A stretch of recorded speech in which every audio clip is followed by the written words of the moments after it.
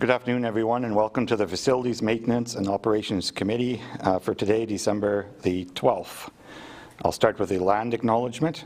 As we gather, we'd like to acknowledge on behalf of Council and our community that we're meeting on the traditional territory of the Algonquin people. We would like to thank the Algonquin people and express our respect and support for their rich history, and we are extremely grateful for their many and continued displays of friendship. We also want to thank all the generations of people who have taken care of this land for thousands of years. Clerk Everett, can I have roll call, please? Chair Legree. Present. Councillor Sobalski. Present. Councillor Anderdick. Present. Chair Legree, we do have quorum. Thank you. Moving down to presentations, delegations, and petitions. C.1. Facilities Maintenance and Operations Committee Terms of Reference, and I'll hand it over to the Town Clerk, Eric. I'm just going to wait for this presentation to come up on the screen. In a second. Apparently. Oh, I need to plug in my computer. There we go. So I do want to state that this is the second meeting of this committee, so I do apologize that these terms of reference didn't come through in November, but no time like the present right now. So while we're getting this up on the screen, I can start going through. Again, we are the Facilities Maintenance and Operations Committee. The committee structure itself is that we are scheduled, I'm going to restart that. So the committee structure itself is 3 members of council. So we have Chair Legree, Councillor Sobalski, and Councillor Anderdick.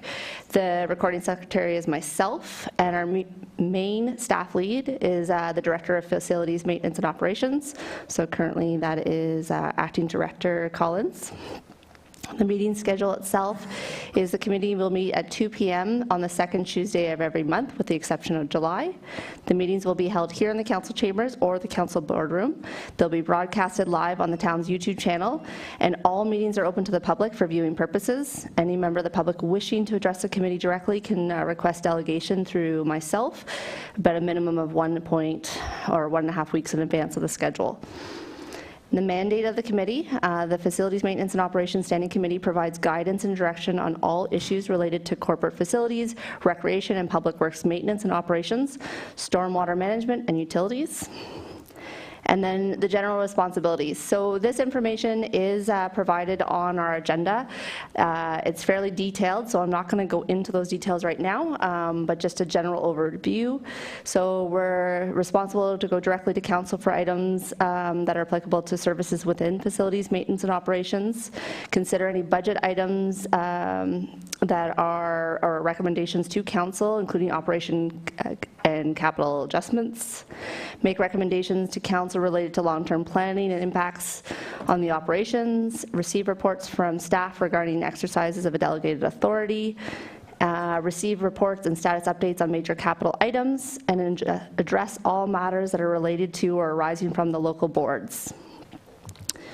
And then specific responsibilities, again going into facilities and road maintenance. Parks and recreation, the operations specifically, utilities, and that's about it. Any questions? Thank you, Clerk Eric. Any questions? Nope, seeing none. We'll move down to C.2, minimum maintenance standards, and I'll hand it over to Acting Director Collins.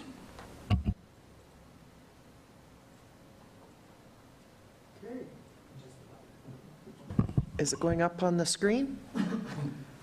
Okay, probably makes it the easiest. What I will do, this is the minimum maintenance standards, which is Ontario Regulation 23902. This is really just a brief. I know it's a lot of information, but it's really just stripping down the legislation. So I'll point out some items, and then we'll get going a little bit quicker. The regulations really are set under the Municipal Act. As you can see on this page, it's just a quick overview of the liabilities and the defense, which is your minimum maintenance standards. Item 444.4 is the Minister of Transportation may make regulations establishing minimum standards, and that is what Regulation 23902 is made from. So the next page, and it's actually 2 pages, and what these are is the standards or the sections within that regulation. So basically there's 17, as you can see, some are 3.1, 4.1, 4.2. So when we're talking minimum maintenance standards, a lot of people deem it only to be winter weather. It is all sorts of items across the board.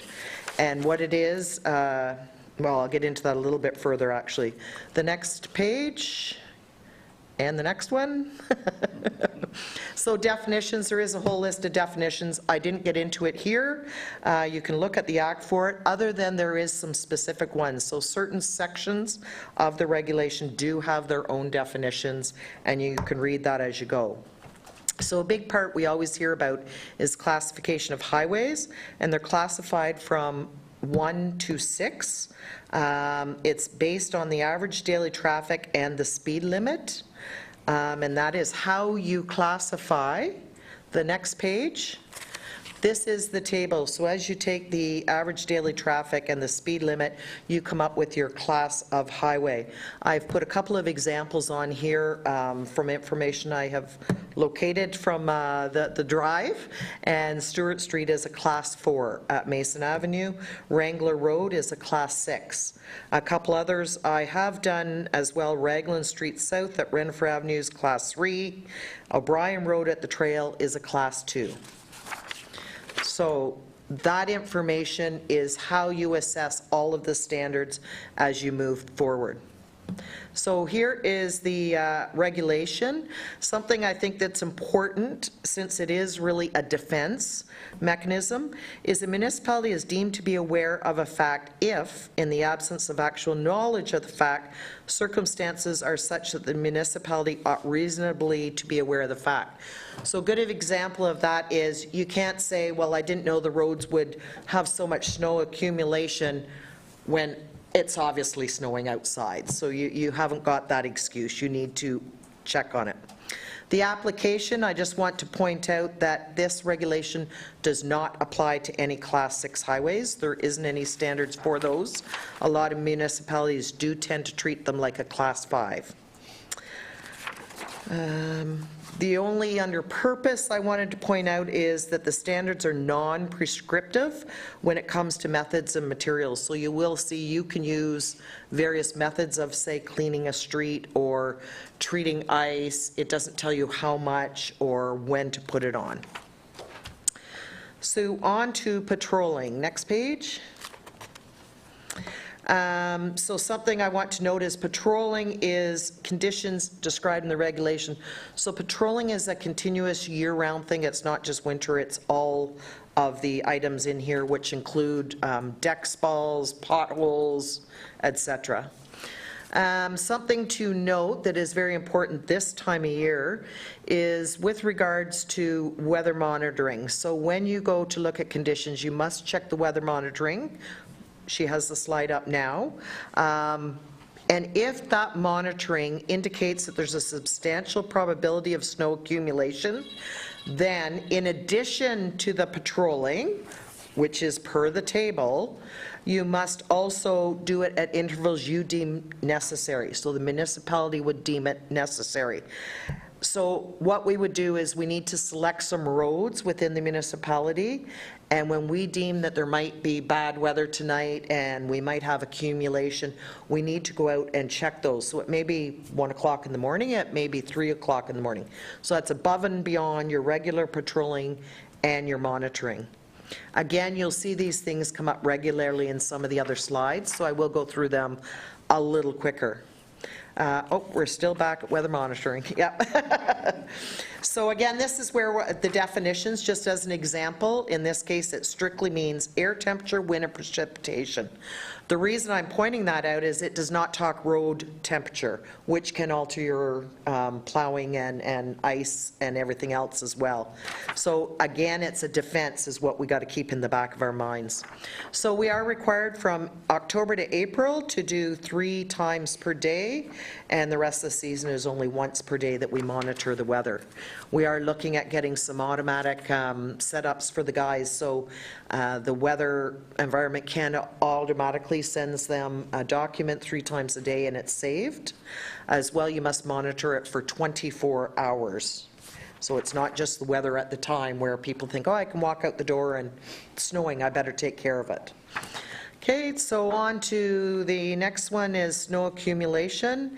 On this one, what I want to point out on it actually is not only do they set the depths and or the widths, in this case there is minimum widths that you must plow to, and as well as the depth of snow accumulation can be determined by municipal employee, agent, or contractor who is responsible for one or more of these. Those are the only people technically that are responsible for determining that. As well, you see that go on through some of the other slides.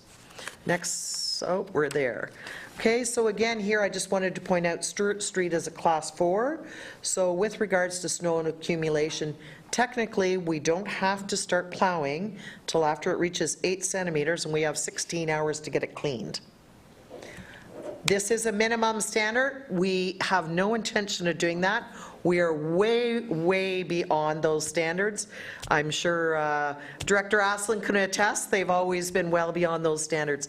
These are minimum standards. So if you declare a significant weather event or for some unseen hazard, that is what the minimum would be. Okay, with regards to this, each section, you really have to read it on its own because they relate back and forth to each other. Sometimes you would have to flip to a chart that's in another section, etc. In this case, which applies snow accumulation on roadways, does not apply to parking lots, bike trails, bike facilities, or snow storage. The next one is significant weather event. So all I'm going to point out here is that you must declare an event and you must declare the end of a significant event. During that event, basically what it says is we can't meet that minimum standard, so it's reasonable for us to deploy when we feel it's appropriate to do so. And those charts that we saw earlier don't come into effect until the end of the weather event. So once the end comes, we then must clear to below 8 within 16 hours. So you can see where a significant weather event would have implications. Bicycle lanes, and I think we'll go through that. I do know we have multi-use trails, not specific bike lanes, again past that. Ice formation and icy roads, they are 2 different items per se. I'm going to just reiterate that the 24-hour period preceding the event, you monitor the weather, you patrol, which were the standards, and in this case you start if there's a substantial probability of ice. So if you'd done those items and it's still as clear as day, you wouldn't start to maintain your roads. It's only until you deem it appropriate. The next page, here is the 2 tables. Again, I'm just pointing out there is a difference between prevention and actual treatment as far as the regulation is concerned. We're going to skip through now to potholes right there. Potholes, obviously a big issue, in particular spring and fall. There is 3 different items, and I'm just pointing these out tables, pointing them out. One is on a paved surface, one's a non-paved roadway, and one is actually on the shoulder, regardless of being paved or non-paved. So in this case, it must exceed both the surface area and the depth in order to be deemed a pothole that requires treatment. If it's below that, one or the other, it's deemed to be in a state of repair and we technically don't have to fix it. In saying that, we intend on fixing them, and it's not our intent to leave them to any extravagant damage could be caused. Moving forward, the next slide, again, it just goes through and describes who can determine it. and this is ongoing. Again, I'm not going to get into each one. There is a lot of information. Shoulder drop-offs, again, it must be both, and a drop-off is 8 centimeters, deeper than 8 centimeters for a continuous distance of 20 meters. Cracks, much the same, but it's greater than 5 centimeters for a continuous distance of 3 meters. We're not going to remember all this. What I'm trying to point out is that every item has its own distinct requirements. Debris, next slide. Debris, and again, here is where they have provided a definition, does not include snow, slush, or ice. And it's really removing anything that's not an integral part of the roadway and that's reasonably likely to cause damage. So as an example, is a pack of cigarettes is debris. Is it likely to cause damage to a vehicle? No. So in that case, you would not necessarily deploy resources as soon as possible. Luminaires, the only item I'm going to point out in this is it's actually our inspections. So once per calendar year, we must inspect all of our luminaires. And your calendar year, your inspections cannot be more than 16 months apart. So you couldn't do it in January of this year and not till December the next following year because you're beyond your 16 months. And that's pretty standard for a lot of these items as well when you read through. I'm not going to get into a lot of information on luminaires. Signs, here we are for signs. So one of the items is retroreflectivity. All your signs must be checked for that. And I shouldn't say absolutely all. There's some that are dictated both by the regulations, some that are outlined in the Ontario Traffic Manual. Again, it's once per year, not more than 16 months apart. Any signs are illegible, improperly oriented, obscured, or missing. The key is you go out as soon as you become aware of that fact. Regulatory or warning signs, again, this is per the Ontario Traffic Manual, and you can see there is a table in which you, depending on your class of highway, how long you have to rectify that sign. They also require the retroreflectivity inspection. Traffic control systems, signal systems, basically you deploy resources as soon as practical. However, they do detail the 9 reasons why. I think if it's causing any troubles, that's something we would go out to do immediately. It's not in-house services. Partham typically manages our traffic control signals. We make the call. They're the specialists in that area. Traffic control, next slide, subsystems.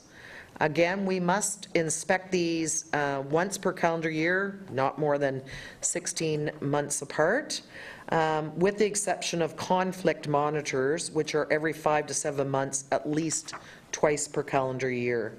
So again, we would have to contract someone to do these inspections for us if we're meeting our minimum maintenance standards. Bridge deck spalls, pretty standard. Roadway surface discontinuities, pretty standard. Sidewalks, the next one. So this is another item I want to point out is the frequency of inspecting sidewalks for surface discontinuity is once per calendar year, again the 6 months.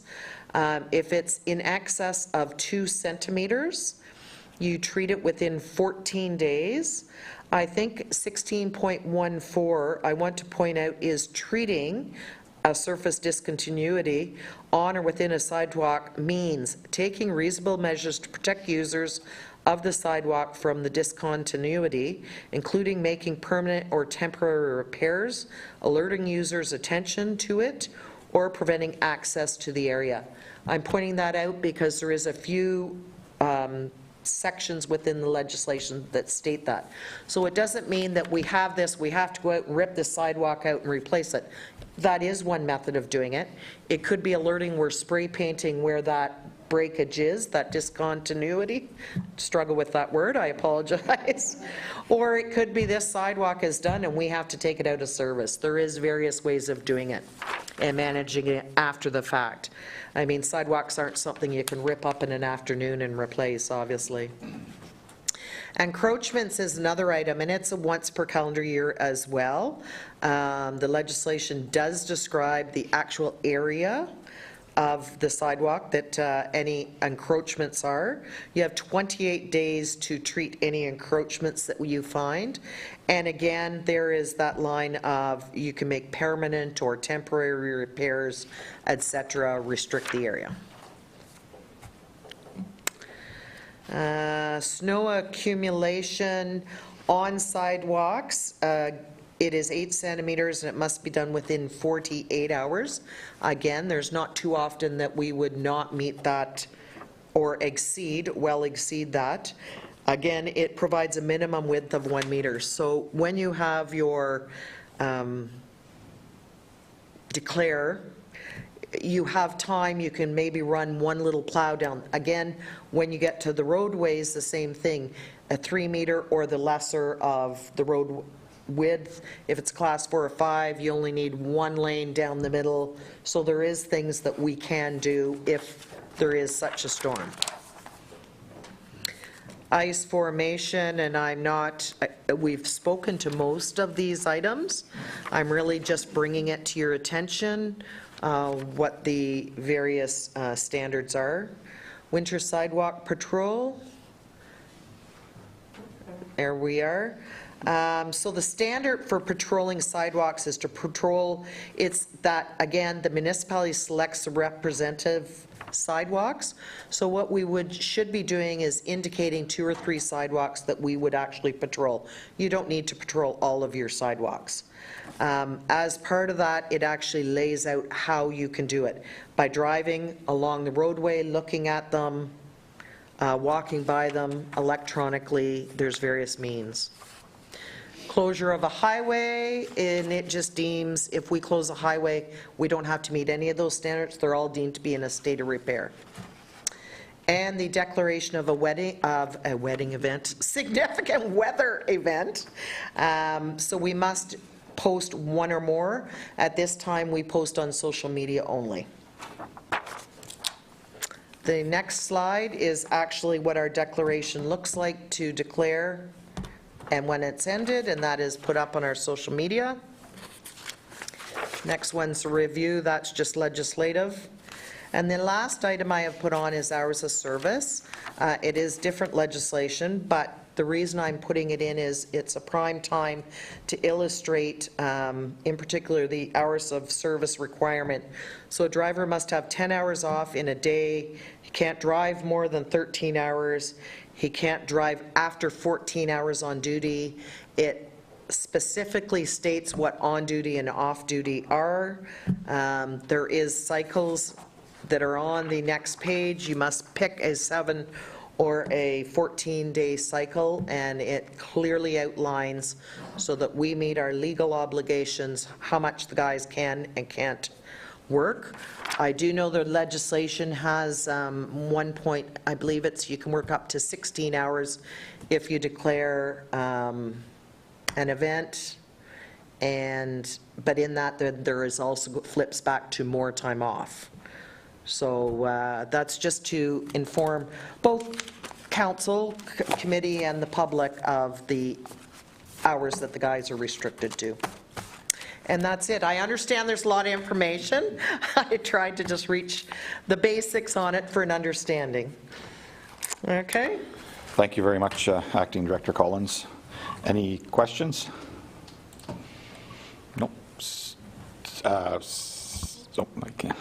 I just have one question. I might have missed it. So all the roads, like the classes of the roads, like does every road in the town of Renfrew have a class to it then?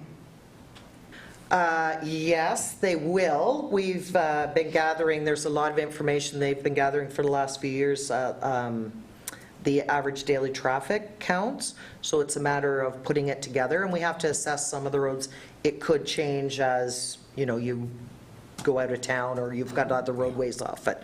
So we are in the midst of doing that, and a lot of the work's been done. Mike, Yeah, and I'll just add to that the master transportation plan is one of the deliverables is to produce a chart of classifications for the roads. Again, there's not a lot of class 1, 2 roads because of the speed, the low speed and low traffic volumes are on the lower end, like the higher end of the ratings. But certainly that's going to be deliverable in the transportation master plan. Perfect. Thank you. No other questions? No. All right. Thank you. Moving down to C.3, Mattaway Expansion Project Monthly Update, and I'll hand it over to Director Aslan and Treasurer Broom. Okay, thank you very much through the chair, and we'll ask Carolyn to get the presentation up on our television.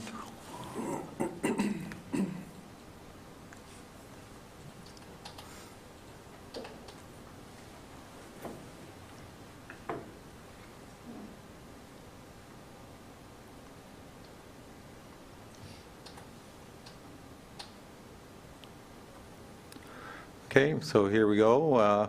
Certainly, there's been a flurry of progress on the job, and we did try to take some of the photographs and scatter them through the presentation, but as usual, we will go through the progress, the schedule, budget projections, as well as some project pictures. Okay, so progress, that's since the last report, the elevator is actually installed and functional. So it's passed all its ratings. The masonry is, the majority of it is done. They're just sort of patching in the masonry between the two buildings, the doorways and what have you. The medicine wheel is progressing quite well. The drywall is complete now, and they're doing painting in that area. The maple benches, a lot of them have been installed. The medicine wheel still requires the benches to be installed in the medicine wheel portion. Fire suppression systems are 100%, and actually on Thursday they're doing all the testing and interactions between the fire system and the existing facility and the new facility. And the majority of the HVAC and ductwork is now installed, and they're just going through the final commissioning of those elements. The ESA has been through the building, and they're just doing the final inspections through ESA. The majority of the inspections have happened and were successful. The majority of the millwork is complete, and now they're concentrating on just finishing up the countertop work and the putting all the counters and installing the remainder of the plumbing in all of the tenant spaces and wherever there's millwork. The parapet flashing and scuppers are all complete.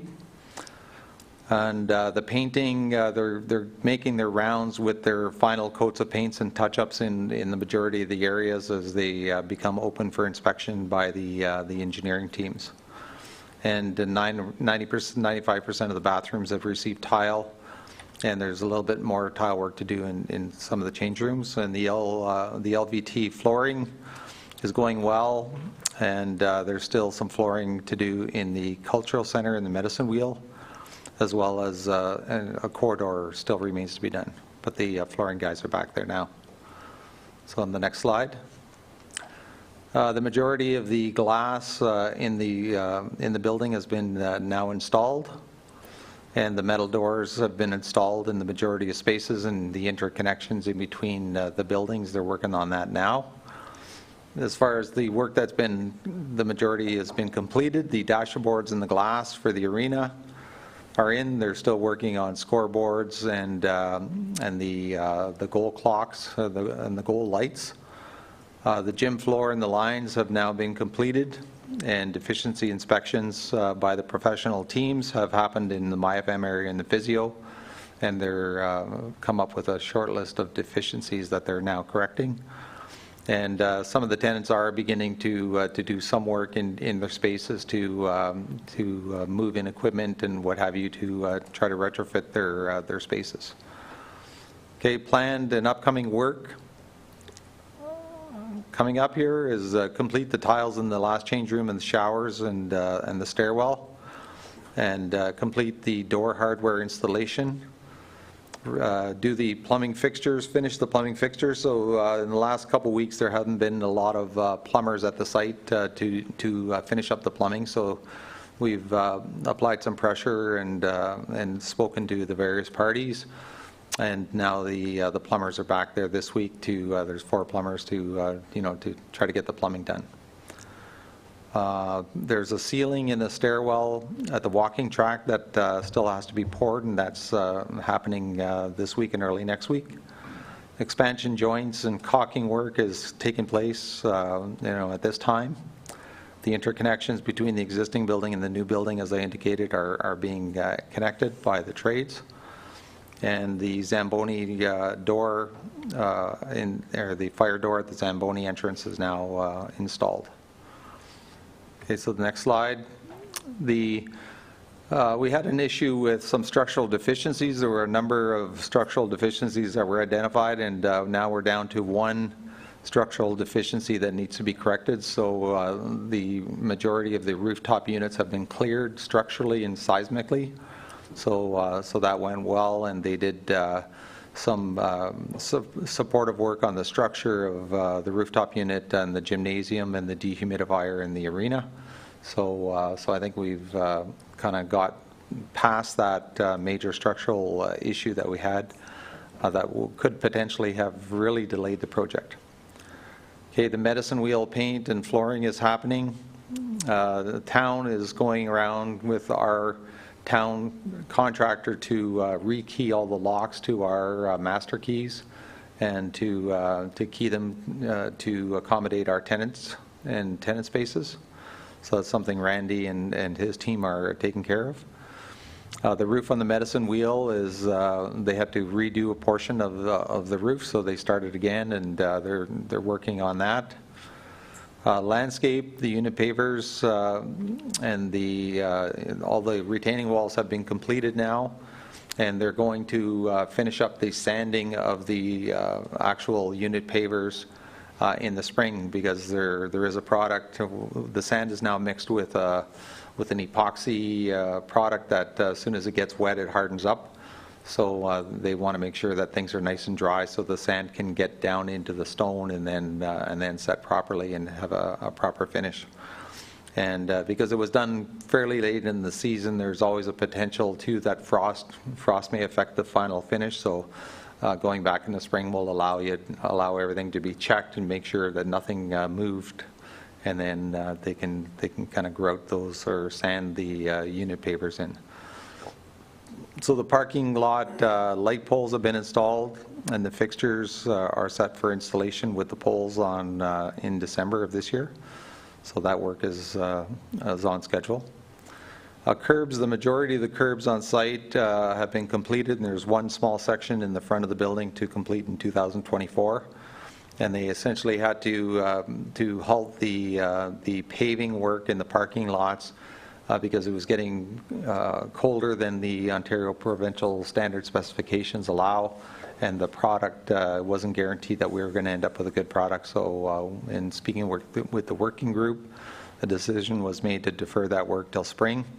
So they brought the parking lots up to granular A and ramped the structures and to provide a surface that's acceptable for the winter time. And that work will continue again in the spring. So as indicated, we deferred the asphalt till spring. Concrete walkways, a good portion of the walkways have been completed in the concrete walkways. And some walkways, again, because of the cold temperatures, weren't able to be advanced. So what the contractor did on his own initiative is to temporarily pave those walkways. So, if you looked at it, you would think that paving product is the final, but actually there's concrete to go in there, and so the paving of some of the walkways that were done is just sacrificial and will be taken up in the spring and concrete poured. And the stairs going into the building, they were concrete and they have advanced, so they've tarped those and constructed those. Okay, next slide. So again, the final resolution of structural deficiencies, I think we're making really good progress on it. Fire alarm testing is taking place on the 14th, and the benches as we indicated. The refrigeration system was to start up to do the drawdown test December 14th, but there's a bit of work remaining in the building. So they've deferred that. They haven't selected a date for that drawdown test to begin, but they're talking potentially like December 18th, or they have to work it through the Christmas holidays and coordinate the schedule, because when they do the drawdown test, it's going to take refrigeration load off the existing ice surface. So the ice is going to be affected in the existing arena for about 1 day, while the temperatures are reduced in the second arena. So that work has to be coordinated with our operations staff. So the tenant spaces and the base building millwork finishes and countertops are just being finalized. As I indicated previously, we did get through the MyFM and the physio areas, so they're essentially 100% complete, with minor deficiencies in those being corrected now. The parking lot and light poles are being finished, and that's a repeat. Connection of the openings between the buildings, so like we indicated that work is taking place right now, where they're doing the block work, after they've made the connections. Topsoil and seed is moved into spring of 2024. And the daycare playground area will be finished with stone dust for the winter, and we have spoken to the tenants at the daycare, and stone dust surface is acceptable for them until the work is concrete pad is poured in the spring, and so the fences will go up this year. The requirement for their licensed daycare is to have an outdoor play area, so that area does need to be fenced, and the surface with stone dust is acceptable to the daycare. Occupancy signage is ongoing now to sign all the washroom, stairwells, and what have you to obtain occupancy inspections and occupancy permits. The sign-off of the mechanical, structural, electrical, and architectural systems by the engineers are beginning. So they're coordinating between all the engineering trades to make sure that they're going to have the documentation required when they seek occupancy. And they're still, the contractor is still looking for occupancy at in December 22nd, or in 2023. So they're still shooting towards that, and they haven't indicated that it's otherwise. Okay, next. Again, the occupancy is set for to happen in 2 stages. The main building is stage 1, and the medicine wheel is stage 2. The team remains concerned about meeting the schedule for the stage 1 substantial completion by the end of 2023. BUTCON has met with the project team leaders in October and again in November, and are committed to obtaining occupancy in 2023. So they still haven't moved from that. And just to be clear, occupancy can happen as long as the main life support systems and guards and all the fire suppression systems are all in place. If there's minor painting deficiencies and what have you, they can still provide occupancy, and but the idea is to advance the building as far as we can, so that we're not having tenants having to deal with contractors coming into their spaces to do work after the fact. So that's a bit of a balancing act at this point. So the stage 1 includes the base building, the arena, the gymnasium, the administration offices, multipurpose rooms, tenant spaces. Stage 2 includes the medicine wheel. And you can see just in a couple of the pictures here that the tenant spaces are looking very, very finished. The cleaners have got in there and done some waxing of floors where there's VCT dials. And the countertops have gone in, and there's a bit of plumbing work to clean up, a bit of painting work to clean up. And but they're starting to look fairly finished. Okay, so other issues to note, we have talked about this before. The arena slab had a few deficiencies, and we've extended the warranty to 5 years in those areas. Bell fiber will not be installed due to the high cost of installation. The working group did have a good discussion around bringing fiber, but the costs were almost $2,000 a month versus our current cost of $76 a month for internet services, so it was cost prohibitive. Town's starting to take delivery of such items as seating, lockers, bleachers, and net systems. So the bleachers actually came in on Monday, and the net systems have been delivered. So we're waiting for seatings and seating lockers. Okay, final room checkoff by the trades has begun with final inspections of the completed spaces. So, we're starting to do our final deficiencies. We have more areas to walk through on Thursday with the team to make the short list of deficiencies. The town's working group receiving weekly updates on progress and issues.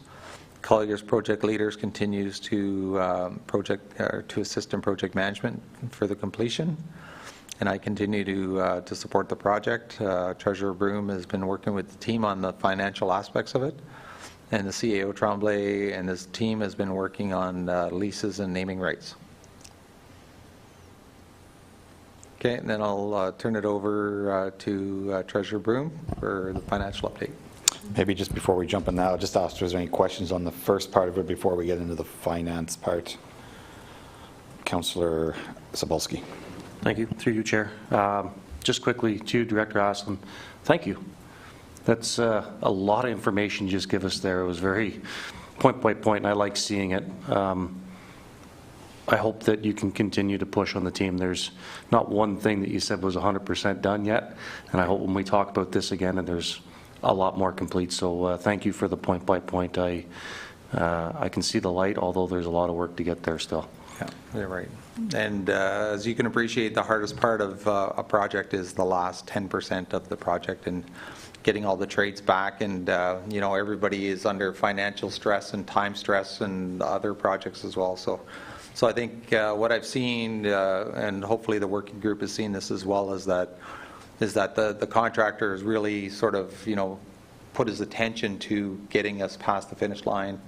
And getting their trades there. I was there the other day, and the contractor was calling up trade by trade by trade, like saying, "Get your people here, get your people here." So they're making best efforts to try to get there as well. And I think everybody wants to see it finished. And they've talked about these timelines and substantial completion in 2023, and I think everybody's working hard to try to get there. Thank you.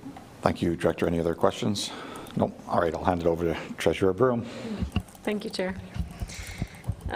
So I know we're in December, and this does say a budget update as of October, but this is the most recent update we've received from ButCon, so these are the numbers I'm basing your information on. Based on the September report, there's been an overall increase of $5,289. Any of the increases are just made up from changes from advancement of design and owner requests for changes. Director Aslan has advised that additional engineering fees will increase for civil, electrical evaluations and commissioning costs. So those costs will be listed in the slide which shows the Mattaway expansion additional costs that are outside the scope of ButCon's work. Next slide, please. So this slide shows our contingency balance to date, which I did say is unchanged from the previous report, but however, speaking with CAO Tremblay and Director Aslan, we are missing the Collier's project management fees. They should be listed in here, and those fees were estimated to be approximately $88,000. So our remaining contingency for any future overages is actually approximately $156,000, not $244,000. So this slide here is what Director Aslan and myself have kind of put together as far as any estimated additional project costs are that are outside the scope of ButCon's work. Each item is listed as to what they are. I know it's difficult to see. I can go through each item if you wish, or if you're okay with the summary, that's good too. I do know the bottom line of the additional costs before HST are approximately $3,055,000. So out of those additional costs, though, we have identified that part of them are being paid for from reserves or donations from the fundraising, the Recreation Fundraising Committee. Part of them are coming out of the contingency. Part of the costs are possibly going to be incorporated into the lease, so like the daycare costs. And one item would be like the parking lot paving, so that's a 2024 capital item that we will review during budget deliberations. Before we go to the next slide, do you want me to go through this list? No, you're okay? We ask questions. You can absolutely ask questions. Through you, Mr. Chair.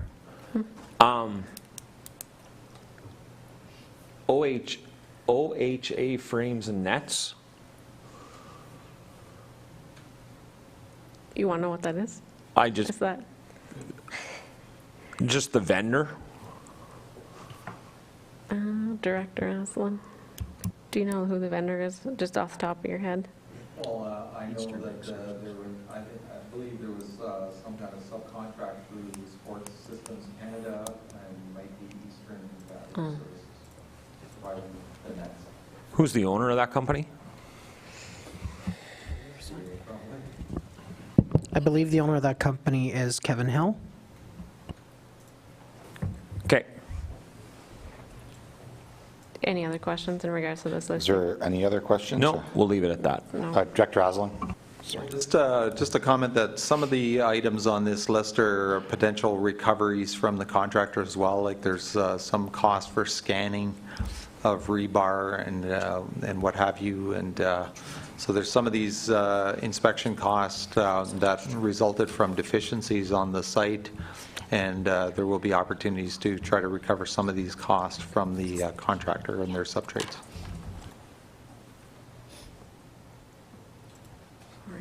Thank you. Any other questions on this slide before we move on?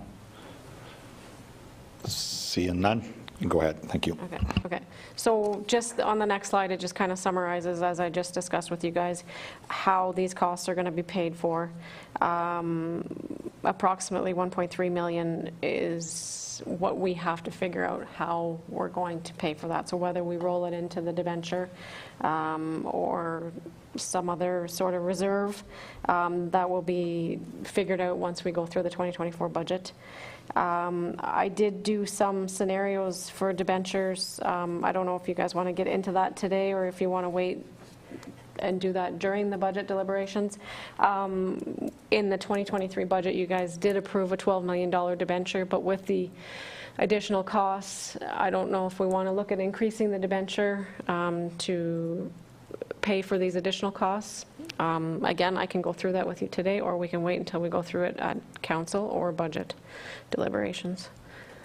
I would say just hold off till budget if you are okay with that. Councillor Spolsky, yes? Sure. Yeah. Okay. Okay. Is there any other finance-related questions? Because this is the end of my slides, but I most definitely can answer any additional questions if you have any. Thank you, Treasurer Broom. Any questions?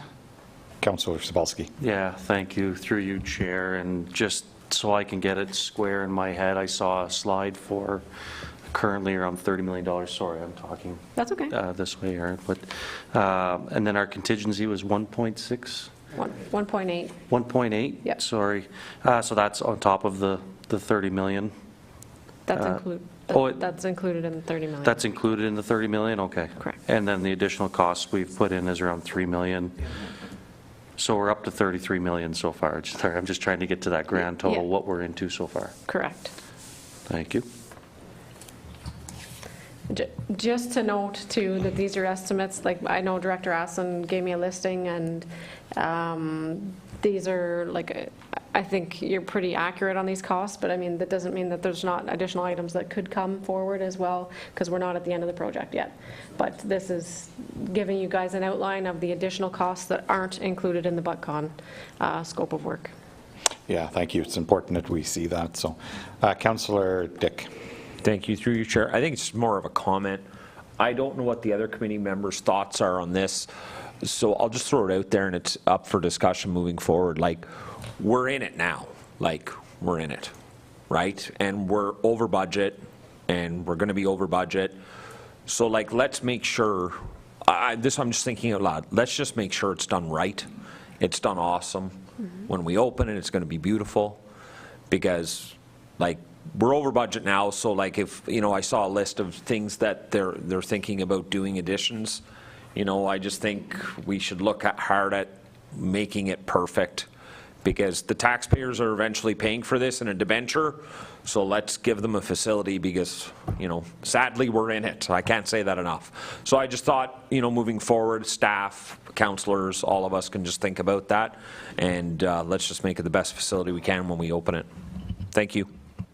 Yeah, thank you, and I'll say that the working group, we've added some stuff back into it too that was pulled out before and stuff like that, so we are looking at that. Director Aslan, did you have a comment or? The only comment I had is, in working with Treasurer Broom, we tried to kind of make projections of where this thing is going to land. Like previously, the approach was let's look at the general ledger and see what we've spent to date and report to you what we've spent. So what the difference in this report is we've looked ahead, we've looked at our commitments for the various elements.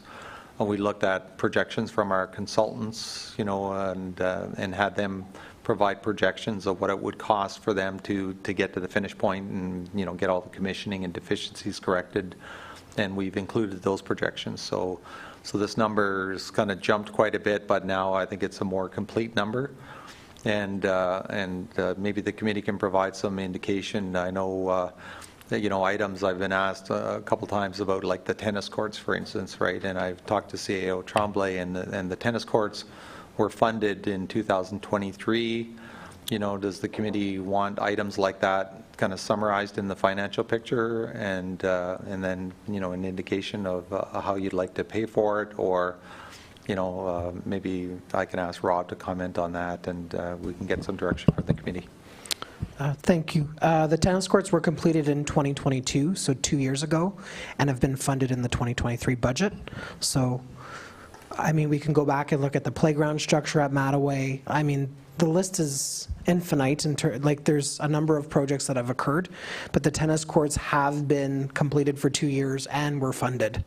So just like the playground structure occurred this year and was funded. So there comes a point where this is a true reflection of total costs, and I think we're there.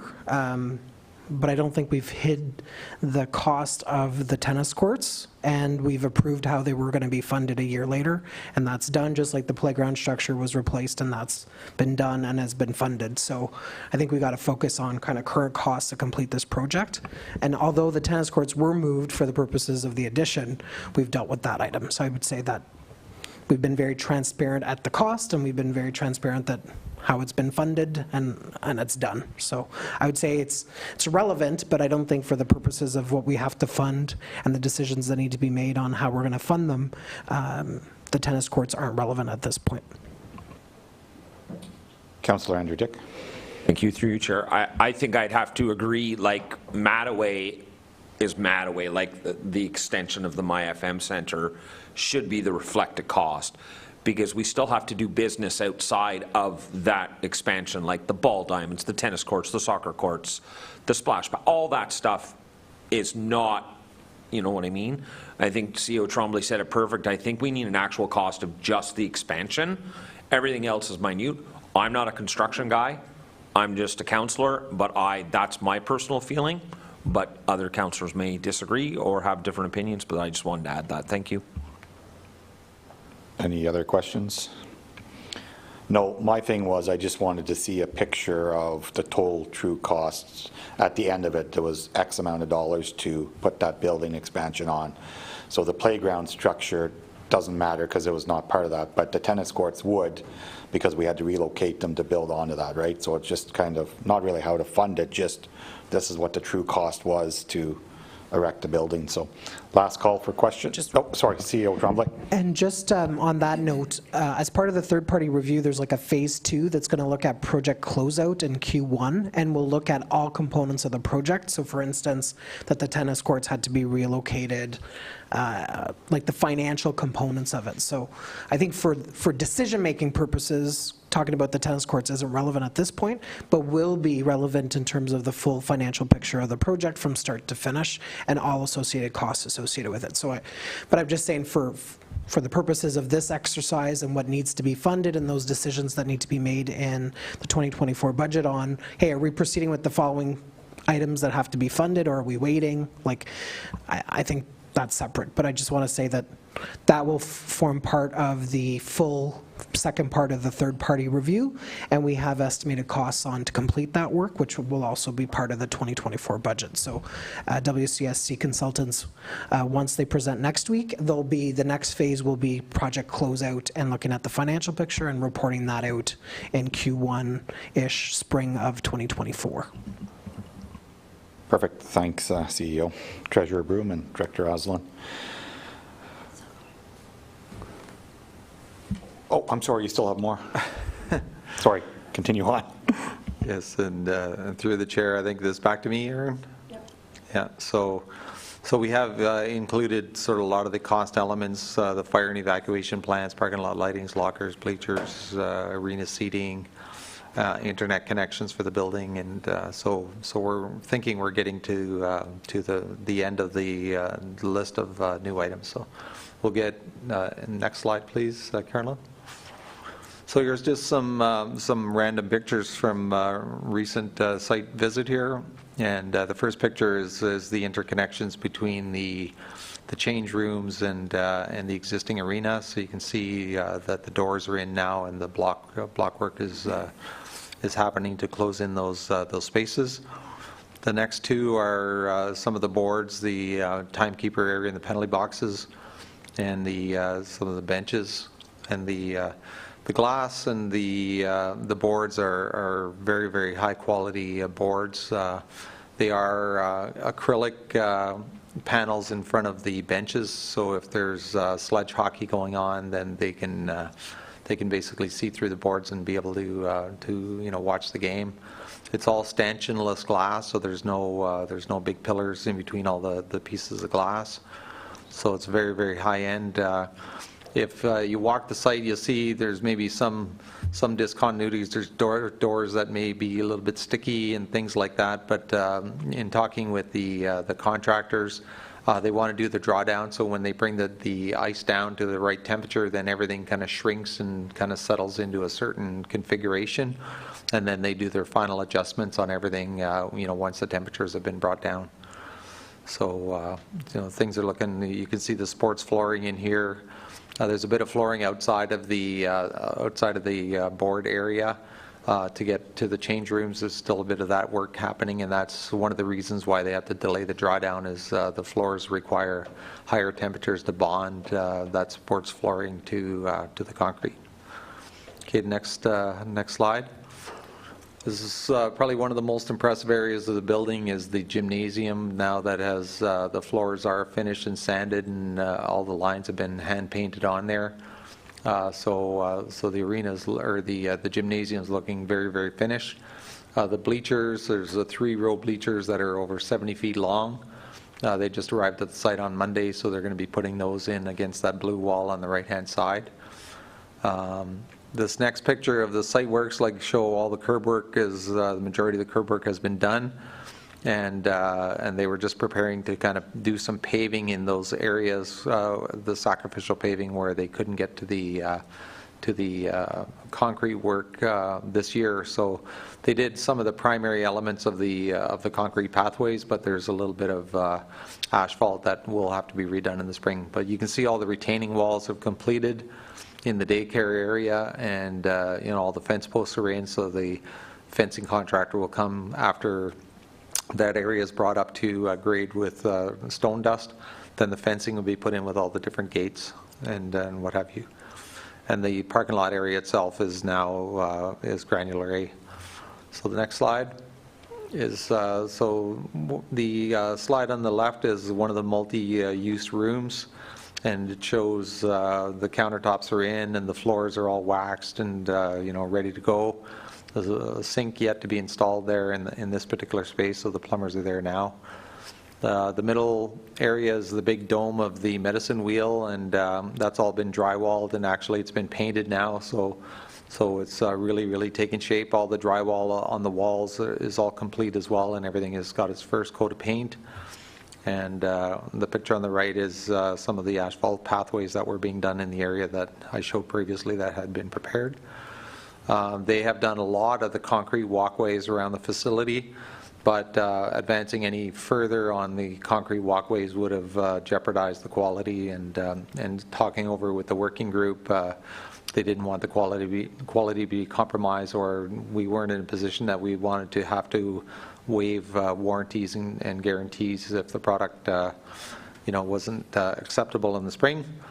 And we have spoken to our operations people to not apply salt to these areas, so try to keep sand on the concrete just to not deteriorate any of the concrete surfaces over the course of the winter.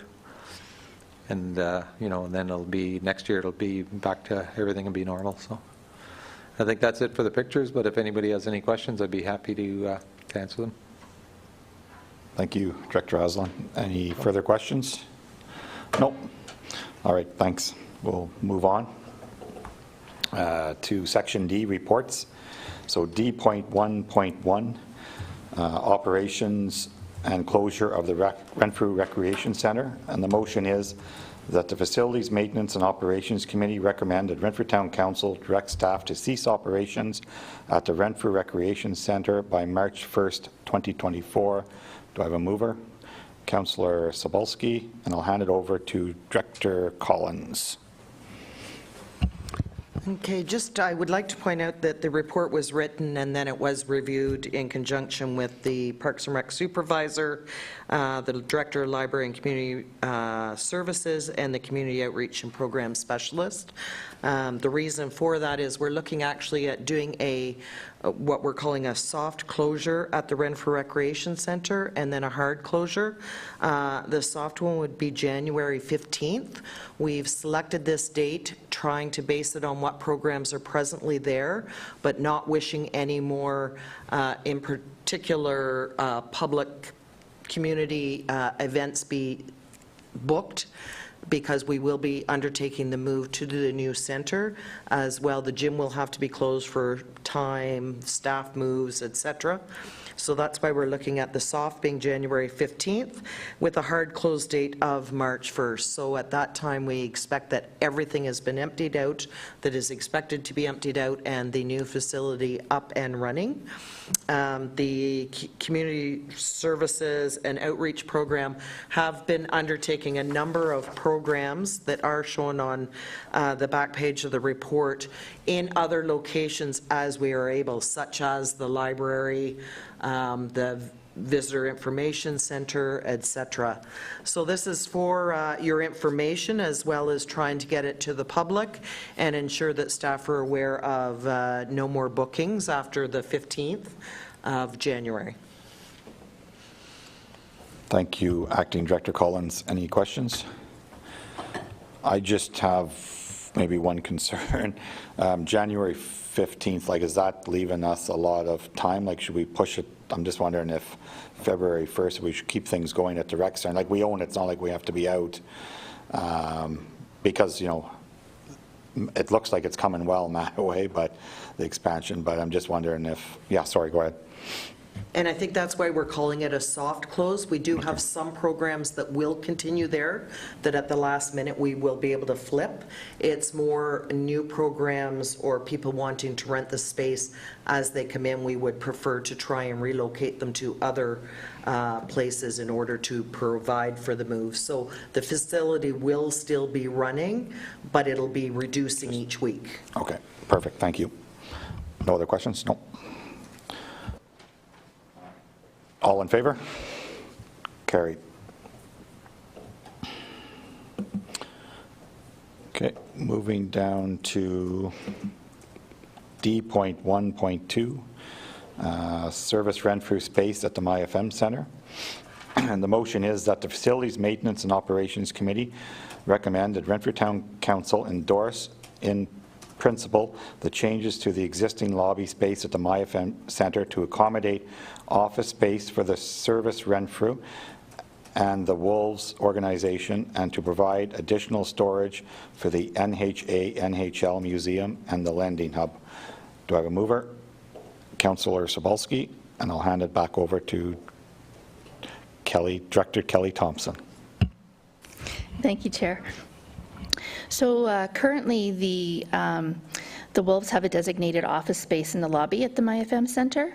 And just a bit of background, as per the lease with the town and the Wolves, they are able to have exclusive use of office space of approximately 250 to 265 square feet. Currently, the customer service representatives, or the CSRs, are at the Recreation Center, but they will be moving into the MyFM Center early 2024 and are going to require dedicated space to serve the public effectively. So in order to sort of accommodate several needs, the Junior A team discussions happened with Mr. Leonard and with the Mattaway Working Group, and as a result, the following changes are being recommended. So the office space that the Wolves are the office space for the Wolves will relocate to beside the canteen area in the lobby. Service rent-through will be in the current space occupied by the Wolves, Mr. Leonard in particular. And this would be to help successfully implement these new service rent-through model. CSRs need to be in a prime location, easily accessible and visible, and the glassed-in office is a perfect location for that. If these are approved, the space that currently is occupied by the pro shop can be, it says divided in half, but it won't actually be half. The small space at the front would be used as a lending hub that we'd like to move over to the MyFM Center, where you'd be able to borrow different types of equipment. The rest of the space could be allocated to the NHA NHL museum for storage, or however they want to look at using that space, because we do know that they're quite tight in their current area.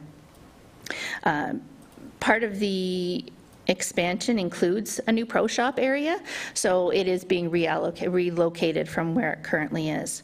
And as far as the lending hub, the Renfrew Library, we are currently a lending hub. We have snowshoes, fishing rods, and other equipment. It would just be nice to also have a secondary location at the MyFM Center so that we can, people that maybe can't get to one location but can get to the other still have the opportunity to borrow equipment.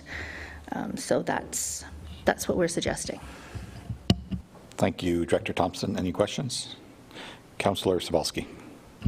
Thank you. Through you, Chair. This is nice to see. I'm happy to see that the NHL Museum is being given an opportunity to grow a bit. As you attended last night with many of us, they put a pitch in for more space. Can I ask that we try to maximize the NHL space to its most, and look at the potential of the other side of the office area for the lending hub program? There's storage, I believe, on the other side of the offices that exist, and to give the NHL Museum more space. I'm not sure what's being used there right now, but ultimately I know the museum would be grateful for the space given, but I think it would be too small of a space to be of much benefit to them for what they're looking for. That existing skate sharpening room, I know that they'd like to acquire it all and open it up for public viewing. So is there a possibility we could look at the other storage space on the other side of the office for the lending hub? I'm not sure who would. I think that space is with Renfrew Minor Hockey, if I believe. Yes, go ahead, Director. Sorry, through you, Chair. Yeah, I actually did speak with Randy Smith last night during the, we went and looked through that area, and what it appears is that, I'm going to get it wrong, but it's the skating, skating club, I think. They have the full use of the one room, and then the other room is minor hockey, so they are jam-packed. So unless we had other places for those organizations to move to, but it's, I mean, we're open to looking obviously at other opportunities in the building. That's, yeah. Thank you. Councillor Andrew Dick. Thank you, through you, Chair. This is great. Yeah, no issues with this report, but I have to echo Councillor Sobalski's. You know, I think we have an opportunity here to really make the NHL Museum better than what it is. You know, they did great jobs, but I was disappointed to see how much space they had last night. And you know what, while my kids aren't in hockey, so I have a defense, I'm never at Mattaway. So, but I've never been there before, and you know what, we have an opportunity, and yeah, I think we need to within the next year, figure something out. Just letting staff know where my mind's at. But this report's good. I just don't want the NHL Museum to fall. We give them this little piece and then say, you're good, and just forget about them for another 10 years. So just wanted to throw that out there moving forward in the future. Thank you. Thank you, Councillor. Director Thompson. Sorry, thanks, through you, Chair. Yes, so we are actually looking at other opportunities for them as well, including the trophy case in the main hall area. There may be an opportunity to actually allow that for display space, and there's some other things that we're looking at when we're working with the local museums to also see where else we can leverage, and so this is definitely not a one and done situation. Thank you. Thank you. Any last questions? Nope. Thank you, Director. Oh, all in favor? Carried. Moving down to D.2.1, Facilities and Maintenance Department, Public Works Division on call. And the motion is that the Facilities, Maintenance and Operations Committee recommend that Renfrew Town Council receive the on-call operations report for information purposes as it relates to on-call operation within the Public Works Division. Do I have a mover? My Councillor Andrew Dick, and I'll hand it over to Acting Director Collins. So with the numerous changes within the Public Works Division, we are looking at ways of circulating our on-call. At this point, we have the one foreman, and to be on call 24/7, 365 days a year is not really effective and certainly disrupts your work-home balance.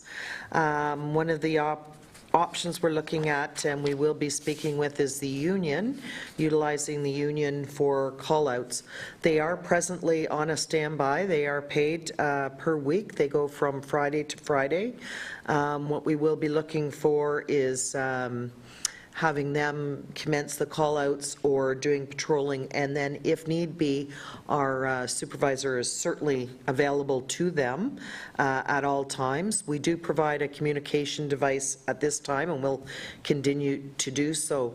If we can operate and run with that, then they would be about a 9-week, once per 9-week cycle. So the intent is to bring this to the committee. We are speaking with them, and I will be meeting with them tomorrow, I believe, or Thursday, to have some more discussions. And again, it's not our intent to just say, here you go, we're dropping this on you. We will try and provide them with appropriate knowledge tools to be able to meet the requirements. They have the backup of the supervisor, and we will proceed with that. And if there's any additional training, then we will ensure that they get that. So it's for information at this point. Thank you, Director. Any questions? Nope, seeing none. All in favor? Carried. Okay, moving down to D.2.2, Delorier and BEI ice pad operations for 2024, and the motion is that the Facilities, Maintenance and Operations Committee recommend that Renfrew Town Council direct staff to operate the Delorier ice pad from the 3rd week of August to April 30th, and the BEI ice pad from the 1st week of August to May 31st for the 2024 season. Do I have a mover? Councillor Andrew Dick, and I'll hand it back over to Acting Director Collins.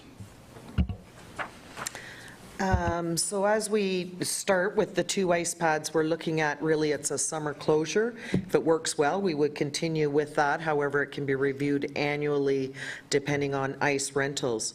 The supervisor has been receiving some requests for renting ice in the summer, and I know because we have 2 ice surfaces, some people out there believe we're going to automatically open year-round. So what we've done is take into consideration the various rentals that we have now, as well as the requests, including but not limited to the actual operations of the facilities. So the new rink is much better insulated than the old rink, We're taking that into account when we would like to start up. We've taken into account the various summer programs which take staff away. As well, we do know that the My FM Home Show has been an annual first week of May event. So taking into account all of those items, we have provided a projected ice pad operations schedule for when we start up and shut down.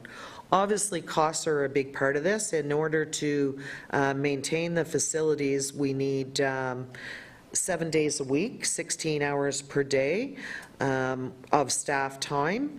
So during the summer hours, if we're not renting significant amounts of ice, we're losing a lot of money to have staff there that could be in other locations. As well, we start to run into problems with shutdown, put back up, maintenance, general maintenance that needs to be done, the pad floors, etc. So from this report as well, I have spoken and has been reviewed with the with the Parks and Recreation supervisor. So at this point, this is what we're looking at. We'd like to kind of get it firmed up with council to ensure that we're not renting ice time. If council wishes an alternative, then by all means, we can increase the time, understanding that there's associated costs with that, and start renting ice. But we have not had enough interest at this time, we feel, to be able to open full-time. Thank you, Acting Director Collins. Questions? Councillor Andrew Dick. I just have a comment. Thank you through you, Chair. I agree, Acting Director Collins. I think this is a good plan for 2024. Let's wait and see.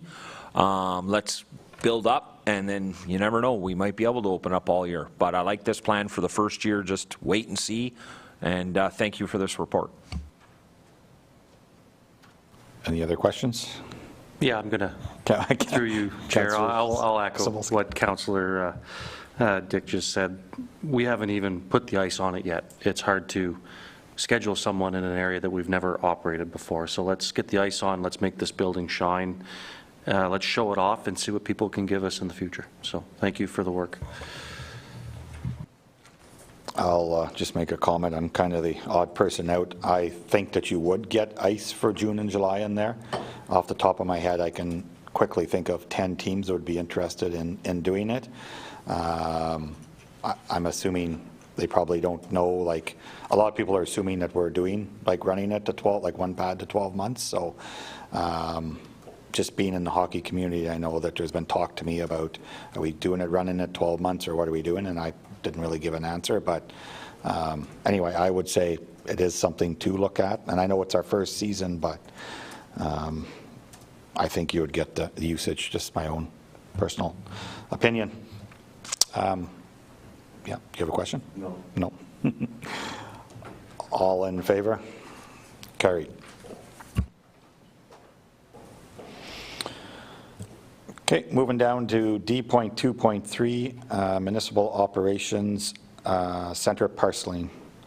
So the motion is that the Facilities Maintenance and Operations Committee recommend that Renfrew Town Council direct staff to proceed with the actions necessary to finalize parcel fabric for the future Municipal Operations Center, including the realignment of the boundary of One Innovation Drive and the alignment of bisecting road connecting to Whitten Road, and further that staff return with a finalized parceling strategy to the Development, Environment and Engineering Committee, including appropriate draft reference plans. Do I have a mover? Councillor Misalbalski, and I'll hand it over to Eric. Sorry, I didn't see Director Withers.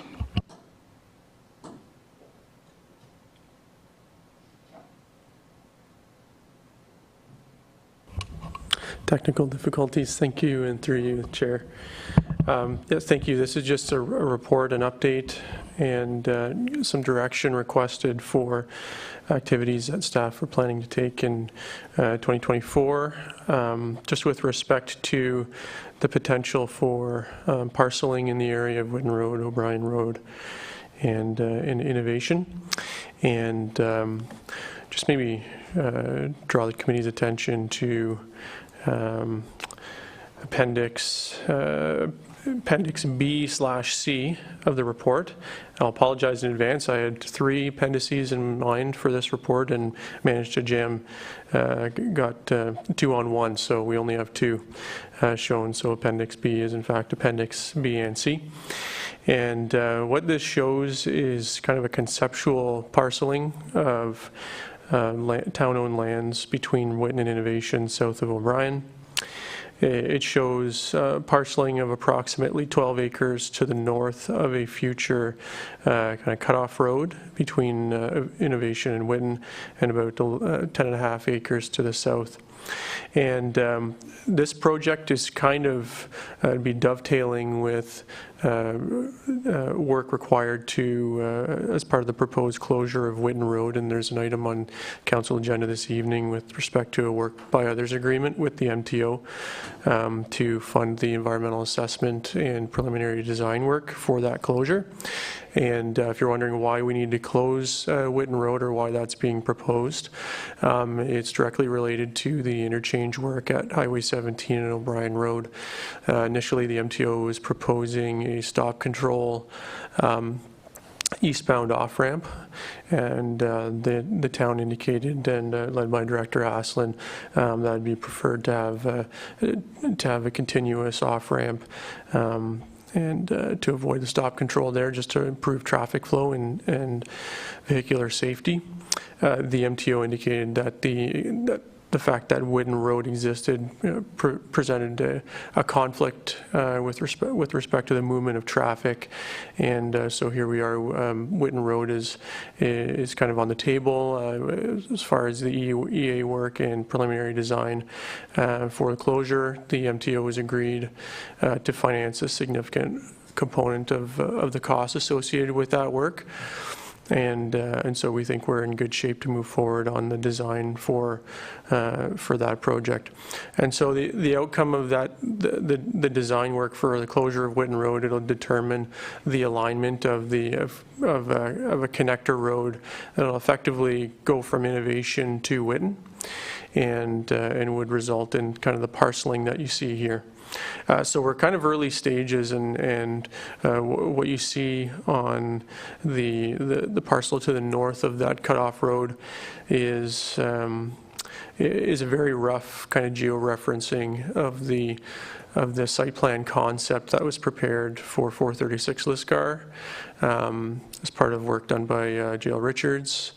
And this again shows roughly, I think, that the structures that were proposed for that site could be accommodated on this particular parcel with some room to spare.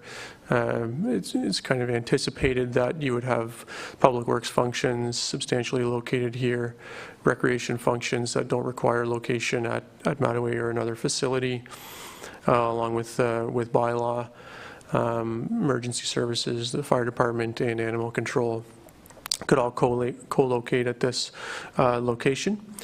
So this is kind of the concept, so we're looking for direction from committee to kind of proceed with the due diligence work. I have a budget of about $20,000 in terms of a cost estimate from a surveyor to undertake this work when the time is right, and then of course there'll be some legal costs associated with transferring of the lands. There's a question about where you kind of draw the line, the northern boundary of the larger 12-acre parcel, whether you follow the ravine, which is probably appropriate with kind of a 6-meter easement for drainage purposes, and then you would have the parcel with the coverall building that Ensign uses that'll remain there.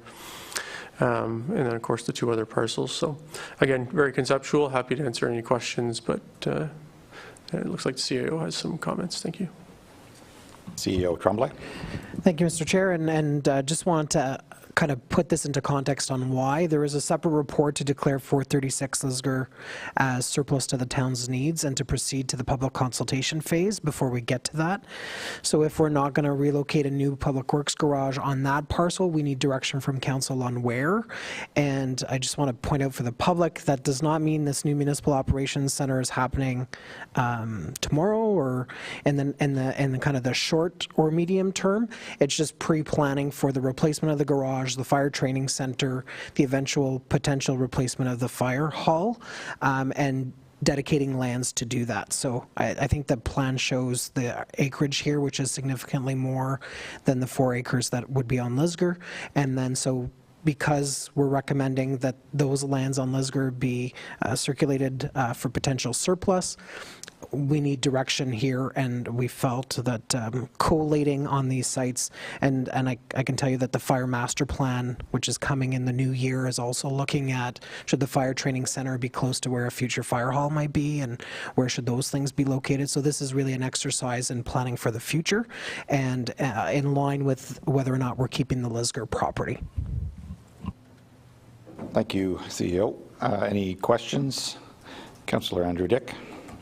I just have, sorry, through you, Chair, thank you. I just have a comment to the public. Like, I'm not a fan of spending $20,000 to $30,000 just to do a survey, but here's the thing, like, our garage, it's not good.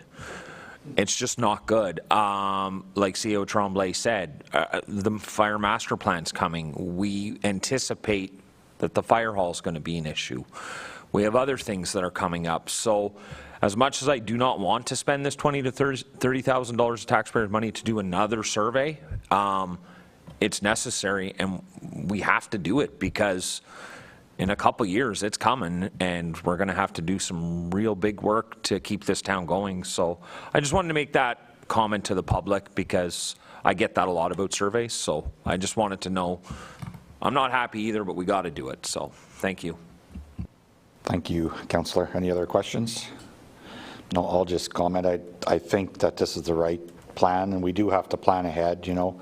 436 Lisgar wasn't really the right location for everything, so yeah, I'm for this. So all in favor?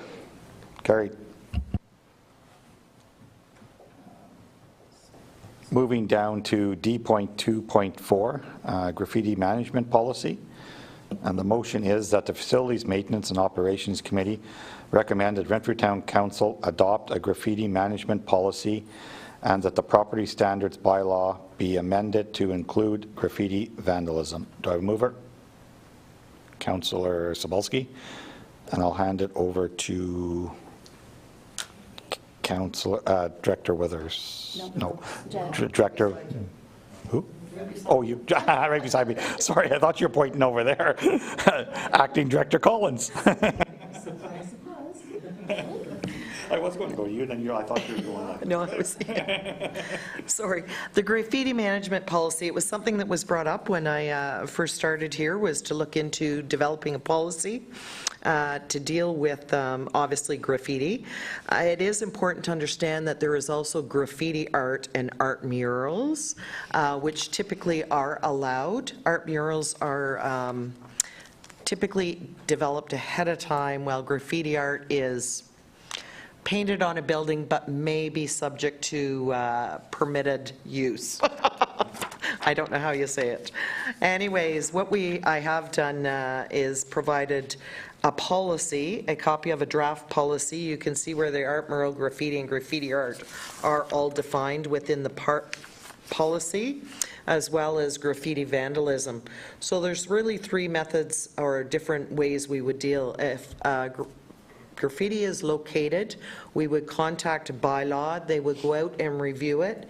If need be, or it's because of harm or potential harm, it is defined within the policy. The police would be called, and we would follow what they would like to do. If it's on private property, we would send the owners or occupants a letter requesting that it be removed within 7 days. That gives them time to make application to say it's graffiti art rather than graffiti vandalism. It could then be assessed. If they don't remove it and we feel it still should be, it would go then through property standards. So we will have to update our property standards document. The third one is if it's on our property, we would directly contact facilities maintenance and operations, and we would remove the graffiti. And we have got some methods of removal that are our logical system of getting rid of it. Trying to wipe it first, then removers. We have sprayers that can take it away, paint, etc. So I think the policy can be reviewed. I obviously haven't done it in whole here. Understanding that if this is approved, we will have to bring back at a later date our property standards. I have reviewed it, and there really isn't anything that graffiti fits into directly, and we would want our bylaw officers to be able to enforce it. And we will review it, and there is a couple other minor changes to the property standards for other issues as well that we would be bring back at the same time. Thank you, Acting Director Collins. Any questions? No. I just have one or two quick things here. 4.3, I think it is on page 4. It says, if the graffiti is deemed minor in nature, Department of Facilities and Maintenance shall be employed to remove it. So does that mean if a business in the town of Renfrew has, I don't know, a face drawn on it, we will go at our cost to remove it? No, that would be private property. We're only removing it if it's on our property, public property. Okay. Yeah, okay. So they would be the same as a residence. They would be provided a letter and requested to remove it. Yeah, so it's all on them. We don't do anything from our side. Okay, and then the only other thing I had, and it's not big, but 7 days to have it removed is fairly quick. I would like to see that 14 personally. I don't know how they feel. We have it with my job. We have it in Ottawa all the time, in Toronto and that. It usually takes longer than 7 days to get a company in, but just my thoughts. So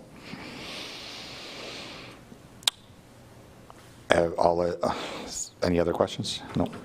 And if there, sorry, Mr. Chair, if there's general agreement on 14 days, then we can make that change to the policy. Yeah, 14, okay. Thank you. All in favor? Carried. Okay. You okay? Yeah, okay.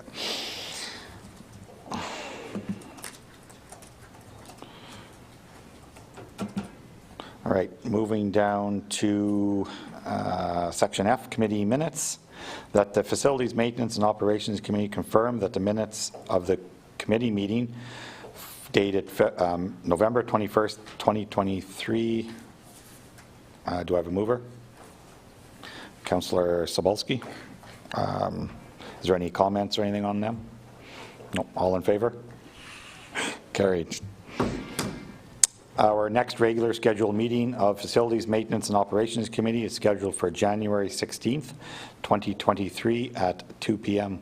So we'll adjourn at 4:03 p.m. Thanks, everyone.